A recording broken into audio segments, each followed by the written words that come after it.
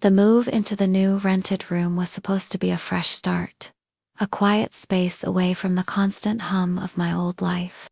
But the moment I flipped the light switch, I knew it wouldn't be. 6, maybe 7 of them. Huge, prehistoric-looking house lizards, their scales shimmering faintly in the dim light, clinging to the walls like grotesque decorations. Their size alone, each one longer than my palm, sent a primal jolt of terror through me. My fear of lizards wasn't just a dislike. It was a deep-seated, paralyzing phobia. The kind that made your skin crawl, your heart pound, and your sleep a restless, hyper-alert vigil against the slightest movement. And these weren't quiet residents. At night, their strange, chirping-like sounds echoed off the bare walls, a constant, irritating symphony of their bizarre territorial fights and chases. Sleep became a luxury I couldn't afford. Every twitch on the periphery of my vision, every rustle, had me on high alert. Desperation gnawed at me.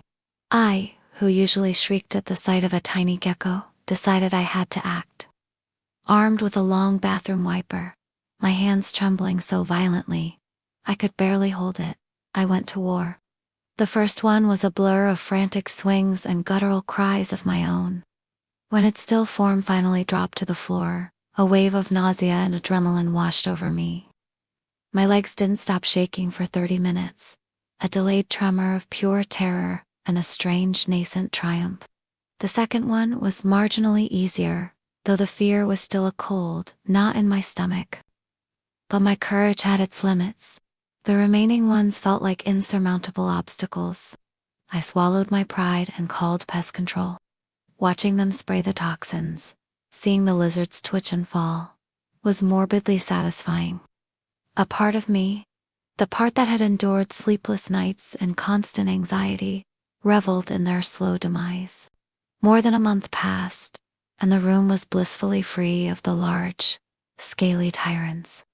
I finally started to sleep soundly, the quiet of the nights a balm to my frayed nerves. Then, a few days ago, I saw them. Tiny. So incredibly tiny. Baby lizards, no bigger than my little finger, scuttling across the wall. They must have just hatched, probably from eggs laid before the Great Purge. They didn't scare me. In fact, in a strange, twisted way, they were almost cute miniature versions of my nightmares, harmless and vulnerable. But as I watched them, a thought, dark and resolute, began to form.